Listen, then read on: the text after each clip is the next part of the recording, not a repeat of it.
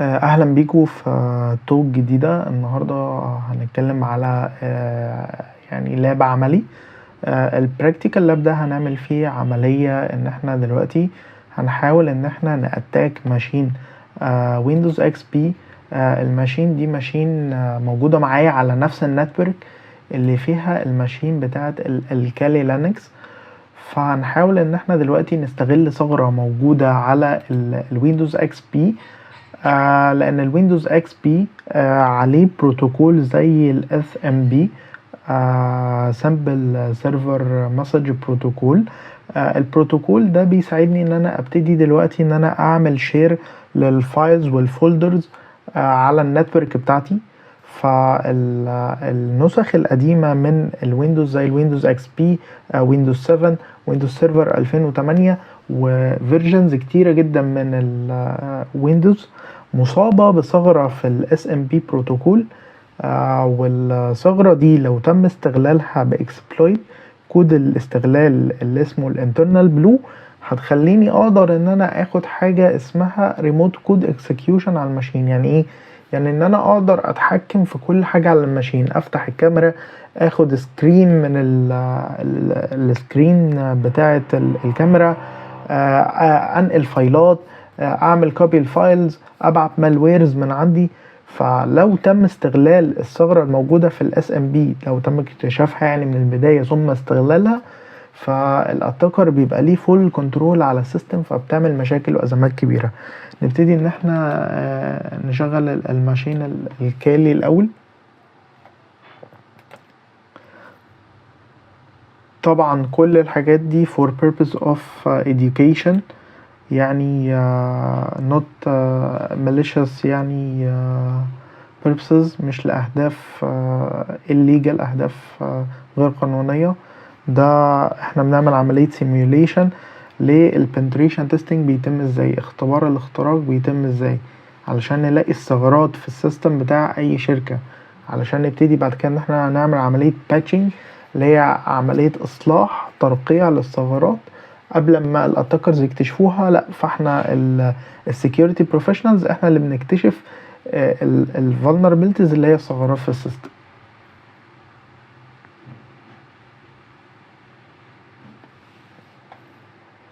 برضو ممكن نشغل الماشين الاكس بي.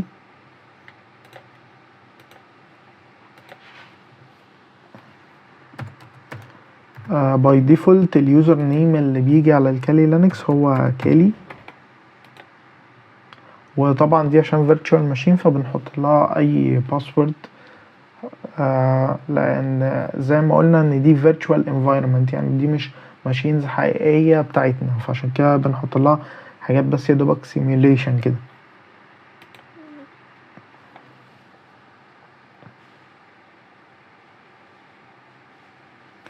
الفي ام وير اللي بستعمله حاليا هو هايبرفايزر. يعني ايه هايبرفايزر؟ الهايبرفايزر هو لاير بنزلها على الاوبريتنج سيستم بتاعي اللي هو الويندوز. انا شغال دلوقتي من ويندوز ماشين.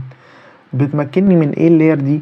بتمكنني من ان انا اقدر اشغل اكتر من اوبريتنج سيستم، وفي الاخر كلهم بيستعملوا نفس الفيزيكال كومبوننتس، يعني نفس الرام، نفس الميموري، نفس الاستورج. بيقسموها ما بينهم بحيث ان كلهم يستعملوا نفس الفيزيكال ريسورس، بس انا اقدر اشغل اكتر من اوبريتنج سيستم في نفس الوقت. وطبعا كل اوبريتنج سيستم من دول بيبقى معزول عن التاني. برضو الديفولت باسورد بتاع الويندوز اكس بي هو 123. نرجع تاني للكالي ماشين. حاليا بتفتح الويندوز. ايه اللي احنا هنقوم بيه دلوقتي؟ هنقوم ببعض البروسيس اللي هتمكننا دلوقتي من استغلال الثغرة اللي موجودة في البروتوكول بتاع الاس ام بي. اول حاجة هنعملها هنفتح اللينكس تيرمينال. الويندوز ماشين خلاص فتحت اهي.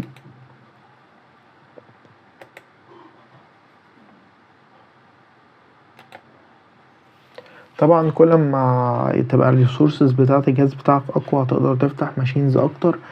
وطبعا يفضل تكون الماشين بتاعتك بتستعمل SSD مش هارد، علشان بس سرعة الريد والرايت بتبقى أسرع بكتير جدا في ال SSD. هنبدأ دلوقتي قبل ما نبتدي إن احنا نخترق الجهاز. عملية البنتريشن تيستنج بتمر ببعض الفيزز، بتمر ببعض المراحل، وأول مرحلة من المراحل دي هي مرحلة الريكونيسنس، إن أنا ببتدي أجمع معلومات على التارجت اللي أنا رايح دلوقتي أعمله عملية استغلال الفولنربيلتيز اللي عليه. طب أنا حاليا أنا في شبكة واحدة، الشبكة دي فيها الكالي لينكس وفيها ويندوز الاكس بي. تمام. فايه اللي بيحصل في العملية دي؟ فبكل بساطة انا محتاج اجذر انفورميشن، فمحتاج اعرف الاي بي ادرس بتاع الماشين الاكس بي دي. فعلشان اعرف الاي بي ادرس بتاع اي ماشين معايا على نفس النتورك، محتاج استعمل تول اسمها الام ماب نتورك مابر. هعمل ايه بتول الام ماب دي؟ هعمل حاجة اسمها ارب سكان. يعني ايه ارب سكان؟ الارب بروتوكول هو بروتوكول بيعمل مابينج ما بين الاي بي ادرس والماك ادرس. تمام. فازاي بيتم ارسال الارب ده؟ انا الجهاز بتاعي دلوقتي انا عارف الاي بي بتاع التارجت ماشين. تمام. فعايز الماك ادرس بتاعها. تمام. علشان اقدر ابعت اي مسج لاي جهاز معايا في نفس النتورك، العمليه دي بتتم عن طريق ان بيبقى معايا 4 حاجات: سورس اي بي، الاي بي بتاعي، سورس ماك، الماك ادرس بتاع الجهاز بتاعي، ديستنيشن اي بي، وديستنيشن ماك. ف الارب عموما ببعت مسج وهي بتبقى بروكوست، بتتبعت لكل الناس في النتورك، لكل الاي بيات الموجوده في النتورك، وبقول له يا جهاز يا فلاني يا صاحب الاي بي، لو انت الايف ابعت لي الماك ادرس بتاعك. فبيقوم الجهاز صاحب الاي بي اللي انا بطلبه بيبعت لي الماك ادرس بتاعه. طب انا حاليا ما اعرفش الاي بي بتاع الويندوز ماشين، انا عايز اعرفه اصلا. فالام هتعمل ايه؟ هتبعت لكل الاجهزه اللي في النتورك. تمام. فكل الاجهزه اللي هي اللايف هتبعت لي ترد عليا. تمام. فبكده بعرف ان الاجهزه دي اوبن لايف. تمام. فالكوماند بتاعها بسيط جدا، nmap -sn. المهم مش الكوماند اتكتب ازاي او اتعمل ازاي، الفكرة في الكونسبت.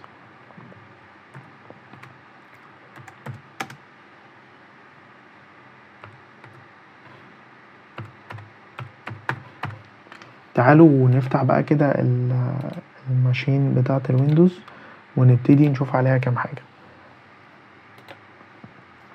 اولا انا عايز اعرف الاي بي بتاع الماشين، فهكتب الكوماند على السي ام دي اي بي config. تمام. فالاي بي ادرس اللي واخداه الماشين دي هو 192.168.247.129. تمام. فكده عرفنا ان النتورك اللي هي ال 192.168.247.0/24 الشبكة دي هي اللي واقع فيها الماشين الويندوز والماشين اللينكس. فانا عايز اعمل الارب سكان على الشبكة دي. تمام. فهبتدي ان انا اكتب الاي بي اللي بكتبه ده دلوقتي بقى، ده اسمه نتورك اي دي، البول بتاعة الاي بيهات الخاصة بالشبكة. تمام. /24.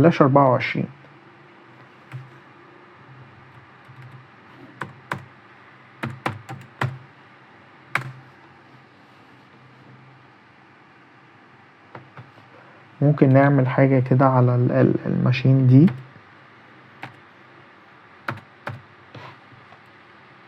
علشان لما نيجي نعمل عملية الاكسبلويتيشن للماشين نشوف قدامنا.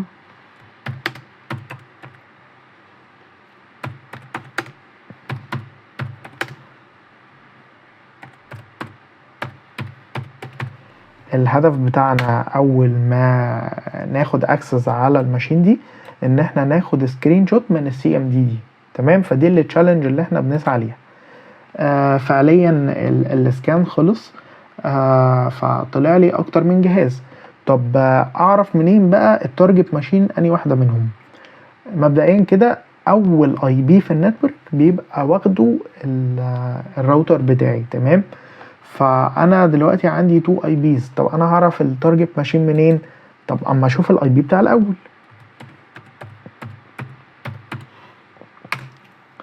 الاي بي بتاعي طلع اخره 128، وانا عندي الريزلت بتاعت السكان بتاعتي اي بي طلع اخره 128 واي بي تاني طلع اخره 129، تمام. فكده انا هتارجت الماشين اللي الاي بي بتاعها اخره 129، تمام. طب بقى عمليه الهاكينج اصلا بتتم ازاي؟ بتتم عن طريق 3 حاجات. عمليه الاتاك يعني، اول حاجه لازم يكون في ثغره موجوده على السيستم اللي انا رايح اعمل عليه هاك. تاني حاجه لازم يكون في كود اللي هضرب بيه على الفولنربيليتي.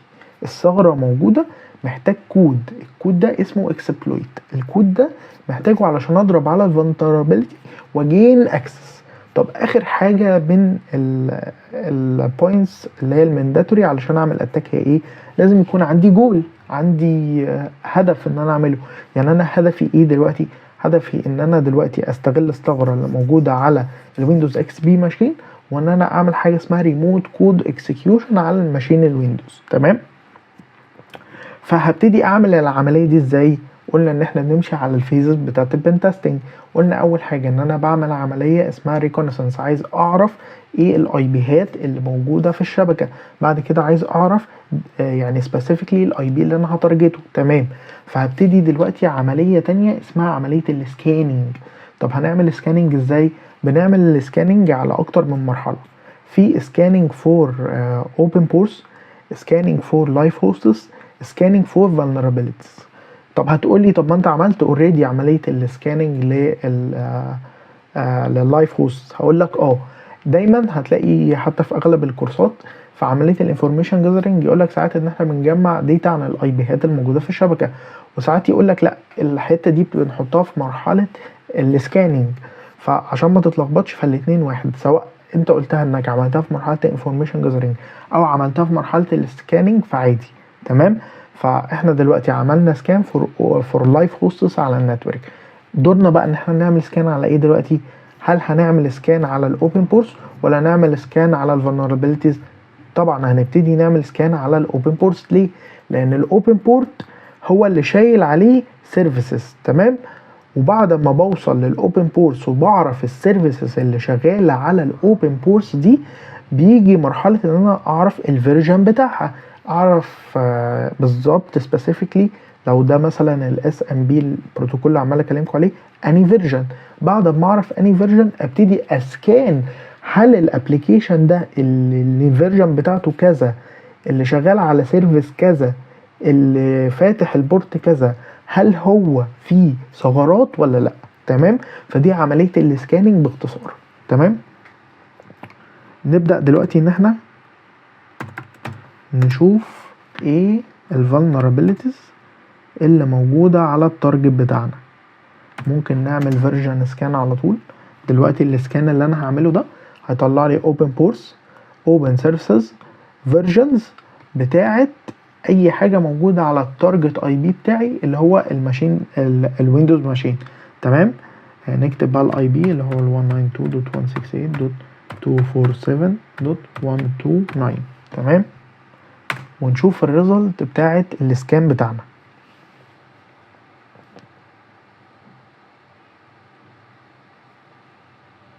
تمام. اداني ان انا دلوقتي عندي بعض السيرفيسز هي اوبن على الويندوز ماشين، تمام.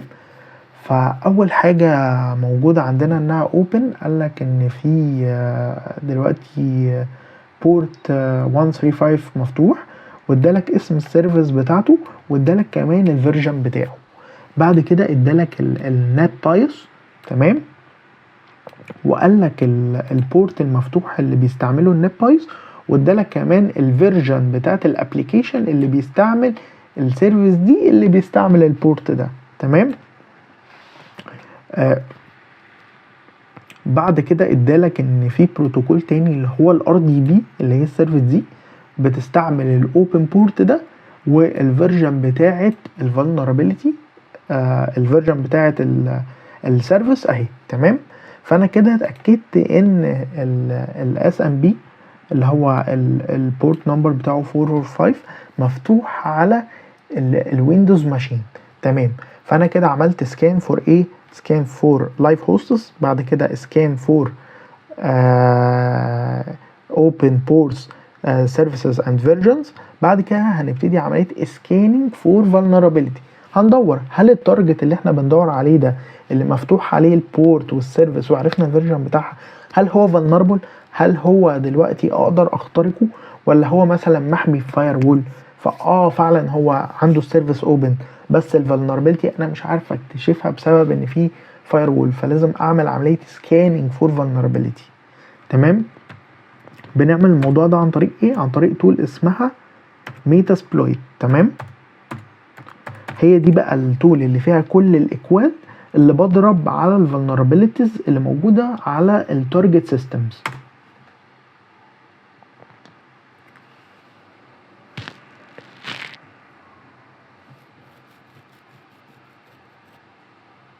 بتفتح معانا التارجت اهي، بتفتح معانا الميتاسبلويت فريم ورك.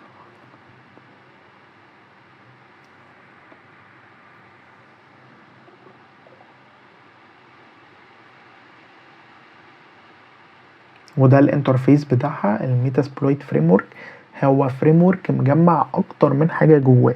في حاجه اسمها اوكسيلاريز. اوكسيلاريز دي بقى هستعملها عشان اعمل حاجتين. اولا بعمل سكاننج على الاجهزه اللي قدامي زي الاماب، وبعمل سكاننج فور فولنربيلتيز، يعني بعمل تو سكانز. تمام. وممكن استعمل اوكسيلاري كمان عشان اعمل حاجه اسمها دوس. دوس يعني ايه؟ دونايل اوف سيرفيس، حجب الخدمه من على بعض البروتوكولات. فده الاستخدام بتاع الاوكسيلاري. في حاجه بس بقى اكسبلويت. اكسبلويت بكل بساطه ده الكود اللي بستعمله علشان اضرب على الفولنربيلتي. وقلنا الاتاك الناجح محتاج 3 حاجات: فولنربيلتي موجوده على السيستم، محتاج كود بيضرب على الفولنربيلتي، ومحتاج يكون الاتاكر ليه هدف او موتيفيشن. تمام. فهبتدي ان انا دلوقتي هعمل سيرش على، انا بدور على ايه دلوقتي؟ بدور على الاوكسيلاري اللي هستعمله عشان اعمل سكان فور فولنربيلتي.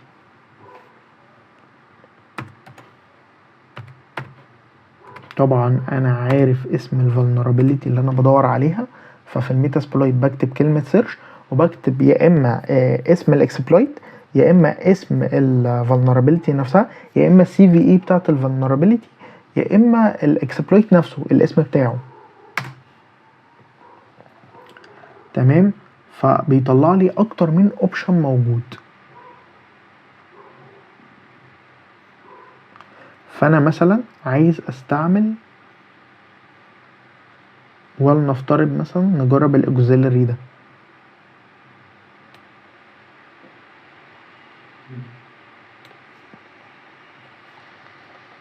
زي ما انتوا شايفين كده في عندي اكسبلويت اللي بضرب بيها على الفولنربيلتي، وفي اكسبلويت تانية اقدر اضرب بيها على الفولنربيلتي، في اكتر من حاجه وبيقولك كل واحده بتضرب على ايه بالظبط. تمام.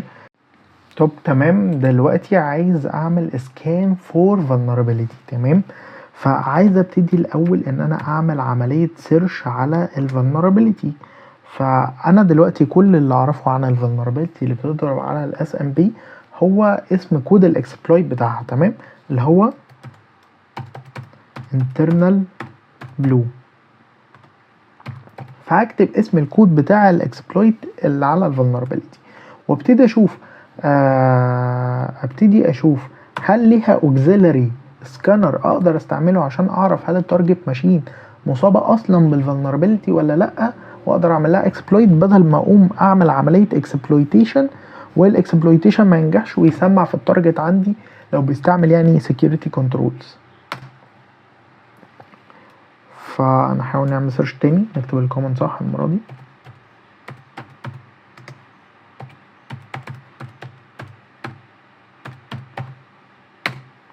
تمام.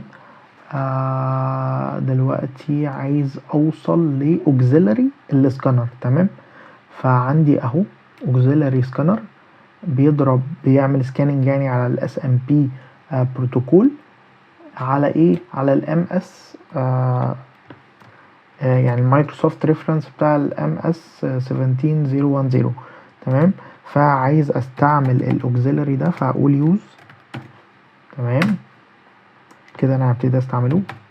اوبشنز عشان اشوف هو عايز مني ايه. تمام. هو كل اللي عايزه مني ان انا احط له الار هوست. الار هوست اختصار ل ريموت هوست. تمام. وال هوست اختصار ل لوكال هوست. فعايز احط الاي بي بتاع التارجت ماشين بتاعتي، فهم عامل كده وهكتب ار هوستس. تمام. 247 219 وكتبت الاي بي بتاع التارجت ماشين بتاعتي. تمام. تمام. اداني ار هوست، عمل له سيت اهو خلاص، حط الاي بي بتاعي في الاوكسيلري السكانر اللي انا هستعمله. فالخطوه اللي جايه دلوقتي هبتدي ان انا اكتب كلمه اكسبلويت او كلمه رن علشان ابتدي ان انا افعل الاوكسيلري ده، علشان ابتدي اسكان هل التارجت اللي انا بدور عليه ده في الفولنربيلتي دي ولا لا. تمام. هعمل اكسبلويت، فبيقول لي ايه host is likely vulnerable to، واداني اسم الفولنربيلتي اللي حطها مايكروسوفت، يعني اللي هو المايكروسوفت ابديت ريفرنس الام اس 17010. تمام. فكده قال لي ان الاوكسيلري موديول از كومبليت. فهقوم عامل ايه بعد كده؟ العمل اللي بعد كده ان انا هبتدي ان انا ادور على الاكسبلويتيشن كود اللي هو موجود برده في الفريم ورك، عشان ابتدي ان انا اضرب على الفولنربيلتي اللي موجوده على الاس ام بي عن طريق الاكسبلويتيشن كود اللي اسمه الانترنال بلو. فممكن نستعمل الاكسبلويت ده. الاكسبلويت قلنا ان هو ايه؟ قلنا ان هو الكود اللي بضرب بيه على الفولنربيلتي. تمام. طب انا دلوقتي موجود هنا وعايز ارجع اعمل ايه؟ هكتب كلمه باك. تمام. بكل بساطه رجعت. عايز اظبط تاني الاكسبلويت ده اللي هستعمله، هكتب يوز واعمل بيست ليه. تمام. تمام. انا كده دخلت جواه، ادوس على اوبشنز عشان اشوف ايه اللي محتاجه الاكسبلويت ده.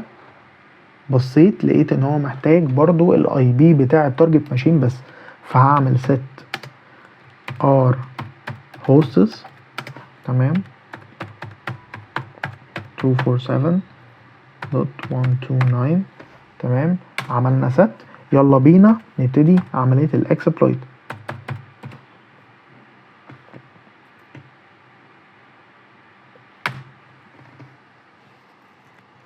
دلوقتي احنا بنحاول نستغل الثغرة، بنضرب عليها عن طريق الكود عشان نحاول نفتح زي ما قلنا ريموت شل.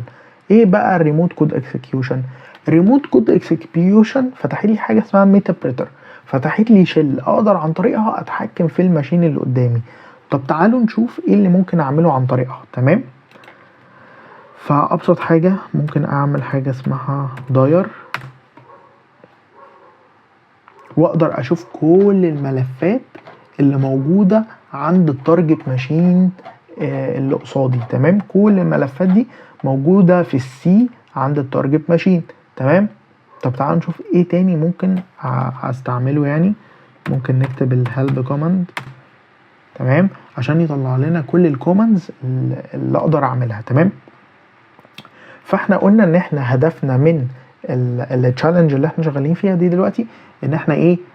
ناخد سكرين شوت من الماشين بتاعه الويندوز. تمام.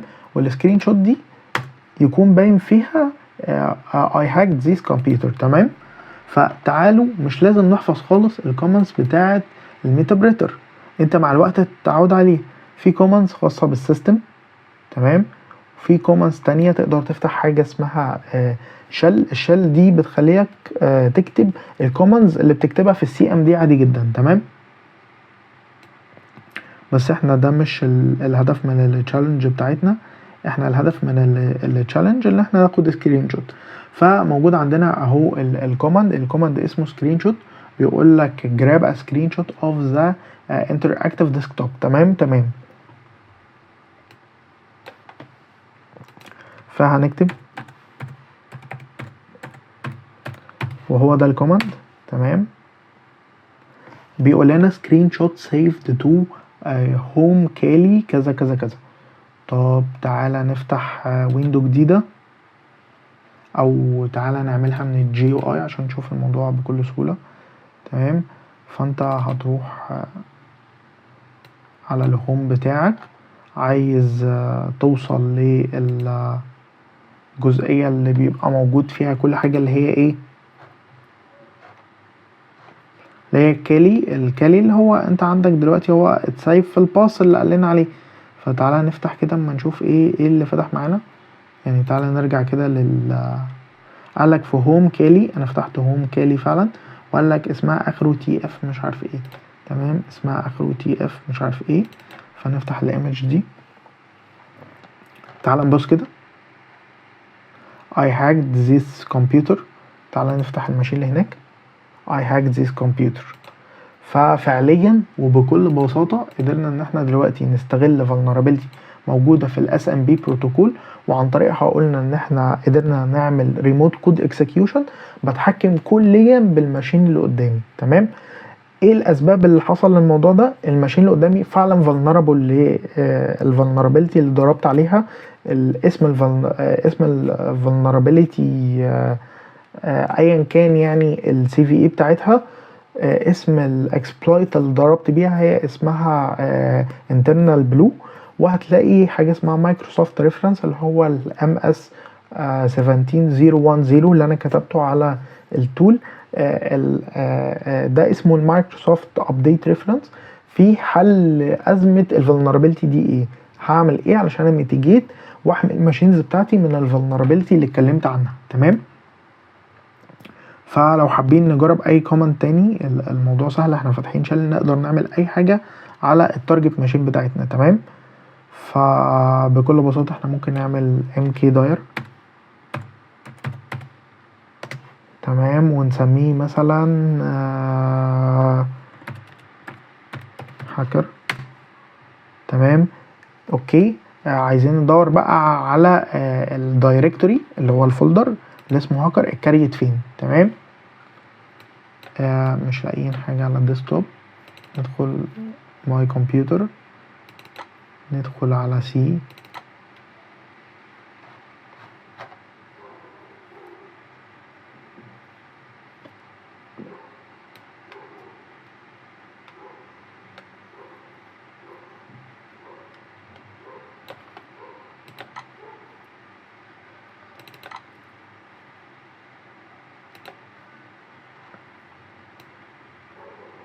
هنشوف دلوقتي الباس اللي هو حط فيه الفولدر اللي احنا كريتناه. يعني نرجع للكالي ماشين. تمام، هو بيقول لنا creating the directory hacker. تمام، احنا ممكن نعمل داير من عندنا هنا ونشوف هو حطه فين برضو.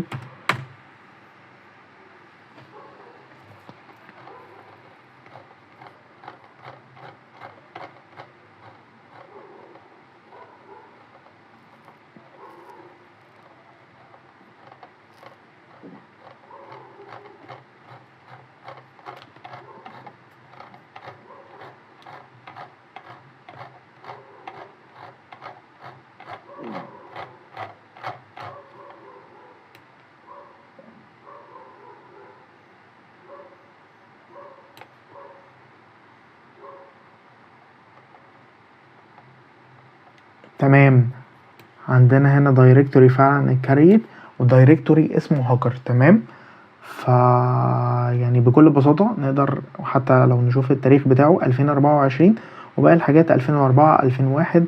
فاحنا فعلا نجحنا ان احنا نكريت دايركتوري. طب بكل بساطة انا ممكن يكون عندي مالوير واعمله ابلود على الماشين اللي هناك، ممكن افتح الكاميرا، ممكن افتح المايك، اي حاجة بكل بساطة. يعني هنا في كوماندز بتمكنني ان انا اعمل ايه الكوماندز دي. يعني كوماند زي ده بيخليني ان انا اعمل ايه play a video stream from the specified webcam. افتح الويب كام بتاع التارجت ماشين بتاعي واشوف كل حاجه. تمام، ممكن اخد زي ما قلنا من شويه سكرين شوت، ممكن اعمل ريكورد للمايك، اعمل ريكورد من المايك بتاع التارجت ماشين بتاعي. فلو اي اتاكر قدر ان هو ياخد اكسس عن طريق vulnerability وان هو يعمل execute لريموت كود اكسكيوشن، فدي بتبقى كارثه كبيره جدا، لانه كده اخد فول كنترول على التارجت والسيستم بتاعنا. بس فدي كانت شرح لثغره الاكسبلويت بتاعها الانترنال بلو. والمايكروسوفت ابديت ريفرنس بتاعها هو الام اس 17010. في اسماء كتيره قوي للفولنربيلتي دي. اسم الفولنربيلتي اللي هو سي في اي، ففي اكتر من سي في اي موجوده للفولنربيلتي دي. بس وده كان العملي بتاع النهارده. اتمنى تكونوا استفدتوا، ولو حابين تعرفوا اي ديتيلز او تسالوني عن اي حاجه اكتبوا لي السؤال تحت في الكومنتس وهرد عليكم.